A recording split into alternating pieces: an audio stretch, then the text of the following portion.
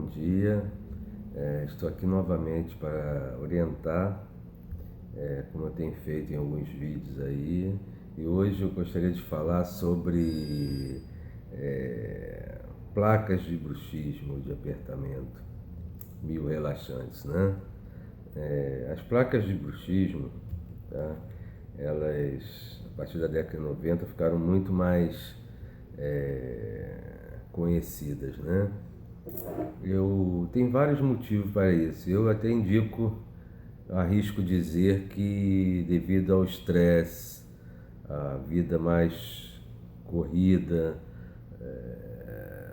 a agitação do dia a dia tenha contribuído para o aumento dos casos de apertamento, de bruxismo e suas consequências, né? Principalmente na articulação temporomandibular.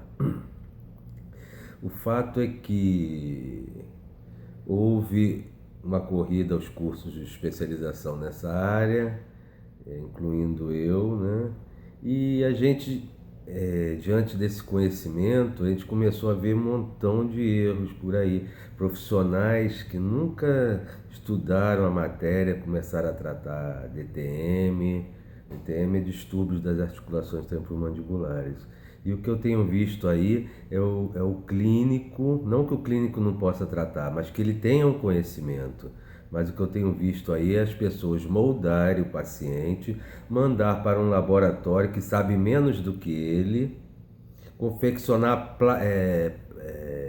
placas de clareamento, né? Placas de clareamento, que é uma placa molinha, sem função nenhuma, e cobra ainda do cliente e não tem resultado. Por quê?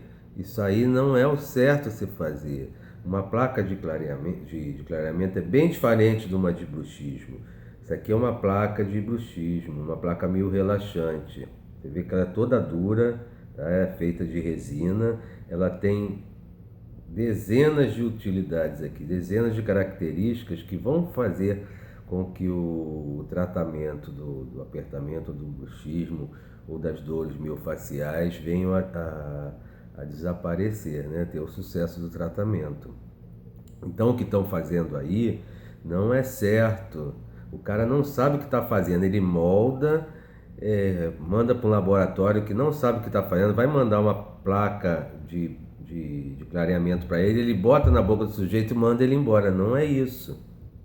Tá? Uma placa de bruxismo ou de apertamento ou para dores fantasmas ou dores miofaciais, ela é confeccionada geralmente pelo próprio profissional ou especialista ou um laboratório que tem as orientações do profissional, é colocado na boca, tá? Reproduzindo as guias incisais, guias caninas.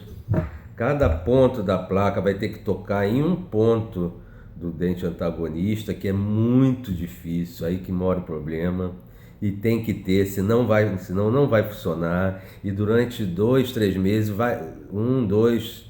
quantas vezes for preciso, vai ser ajustada essa placa de acordo com a articulação. O côndilo ele vai começar a taxiar nessa placa aqui até achar seu ponto adequado para poder relaxar. E não é o que está sendo feito aí, ainda estão cobrando da população. Eu gostaria que as pessoas tomassem consciência disso para não entrar nessa roubada, que está gastando dinheiro e o profissional não está tratando. Pelo contrário, paga pouco, o profissional cobra pouco porque não sabe que não está fazendo uma coisa direita, mas assim mesmo está ganhando. Bom, espero ter contribuído aí para orientar vocês mais uma vez. Bom dia.